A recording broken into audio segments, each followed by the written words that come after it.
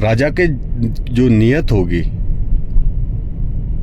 वही तय करती है कि उसका राज्य खुशहाल राज्यों की गिनती में आएगा या बदहाल राज्यों की गिनती में।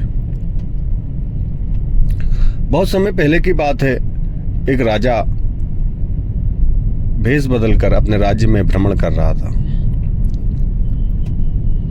गर्मियों का समय था, उसे जोर से प्यास लगी तो वो पास के एक गन्ने के खेत में चला गया। वहां पे किसान बैठा हुआ था।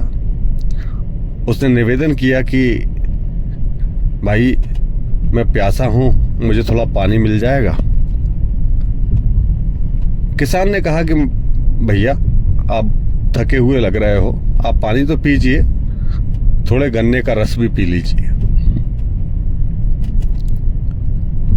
उस आदमी के भेष में राजा ने कहा कि ठीक है भैया, ले आइए। वो किसान गया और लगभग 1 हाथ बराबर गन्ना अपने खेत में से काट के लाया और उस गन्ने से रस निकाला तो उससे एक बड़ा लोटा भर के रस निकला। राजा को बड़ा आश्चर्य हुआ। राजा ने पूछा कि भैया ये कौन सी किस्म का गन्ना है जिसमें से इतना रस निकल रहा है? बोले महाराज ये वही नॉर्मल जो गन्ने होते हैं वही गन्ना है, कोई नई किस्म नहीं है ये। बोले फिर इतना रस कैसे है इसमें? राजा ने आश्चर्य से पूछा। किसान बोला कि भैया इस राज्य का जो राजा है वो बहुत अच्छा है, उसकी नीयत बड़ी अच्छी है, ना बेकार के कर लगाता है, ना जनता को परेशान करता है, और उसके विचार में हमेशा जो राज्य है उसकी खुशहाली की ही भाव रहता है, इसलिए इस राज्य में बरकत बहुत है। राजा वहां से चल दिया, लेकिन अब राजा के मन में विचार बदल गए थे। उसने सोचा कि जब 1 हाथ भर के गन्ने से इतना रस निकल सकता है तो इसके पास जो इतना बड़ा खेत भर के गन्ने लगे हैं, बाड़ लगा हुआ है, इसमें कितना रस निकलता होगा और इससे कितना गुड़ बनाता होगा ये किसान, जिसको बाजार में बेचकर ये कितना कमाता होगा। वो आया और उसने उसी दिन एक नया आदेश निकाला कि किसानों के ऊपर और अधिक कर लगाया जाए। किसानों के ऊपर कर कम है। समय बीतता गया, किसानों के ऊपर कर लग गया, समय बीतता गया। 2 साल बाद राजा फिर उसी रास्ते से भेष बदल कर निकला। वही किसान था, वही गन्ने का खेत था और वही राजा था। अब की बार राजा ने जाकर कहा कि भैया हमें थोड़ा गन्ने का रस पिला दो।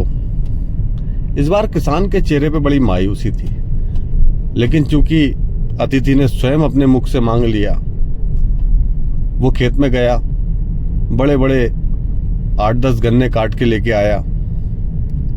राजा बड़ा खुश हुआ कि आप पिछली बार तो 1 लोटा ही पिया था, इस बार ज्यादा पियेंगे अपन, क्योंकि जब 1 हाथ भर के गन्ने में इतना रस निकलता था तो आप इस 8-10 गन्ने में तो बहुत रस निकलेगा। लेकिन ये क्या, वो गन्ने चरखी में लगाता जा रहा था, पूरे गन्ने लगा दिए, लेकिन इस बार वो लोटा नहीं भराया। जो लोटा हाथ भर के गन्ने से भरा गया था, इस बार 8-10 बड़े बड़े गन्ने लगाने के बाद भी वो लोटा रस का नहीं भराया। राजा को बड़ा आश्चर्य हुआ। उसने पूछा भाई क्या हो गया? पिछली बार जब आया था 2 साल पहले तो आपके यहाँ हाथ भर के गन्ने में एक लोटा, ये वाला लोटा भरा गया था, लेकिन इस बार मैं देख रहा हूं कि इतने बड़े बड़े गन्ने लगाने के बाद भी लोटा नहीं भर पाया। उस किसान ने जब कहा कि भैया हमारे राजा की नीयत बदल गई है। बोले नीयत बदल गई मतलब? बोले आप पिछली बार जब आए थे, आपके जाने के बाद ही राजा ने हम किसानों के ऊपर कर बढ़ा दिया उसको लगता है कि हम गन्ने से हमें बहुत रस मिलता है, बहुत गुड़ निकलता होगा और हम बहुत बेचते होंगे। शायद यही सोच के राजा ने हमारे ऊपर कर लगा दिया। उसकी नीयत बदल गई। अब वो जो खुशहाली, जो बरकत हमारे गांव में या हमारे राज्य में थी, वो चली गई। अब हर किसान ऐसे ही परेशान है।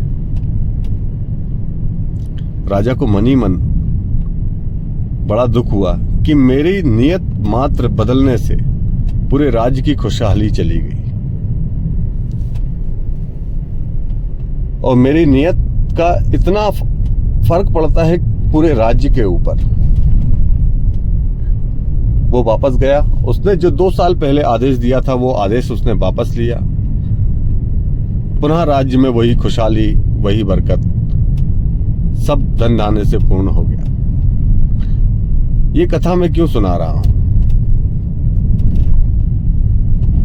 उत्तरकाशी में जो टनल में फंसे हुए लोग थे, 41 मजदूर, वो 41 के 41 आज वापस जीवित निकल आए। और वही राज्य जब 2013 में त्रासदी आई थी, किसी भी राजनेता ने वहां पे लाशों को उठाने के लिए मेहनत नहीं की, क्योंकि उस समय जो राजा थे वो केवल गुलामी कर रहे थे। अपने दामाद के हेलीकॉप्टर को ही परमिशन थी कि वहां से लाशें उठाएं। बहुत कुछ है। इस बार राजा की नीयत अच्छी थी। हादसा भी हुआ, लेकिन राजा की नीयत और राजा के कर्मों ने उन सबको वापस बचा लिया। अगर कहानी अच्छी लगी हो तो लाइक कीजिए, शेयर कीजिए, सब्सक्राइब कीजिए। धन्यवाद।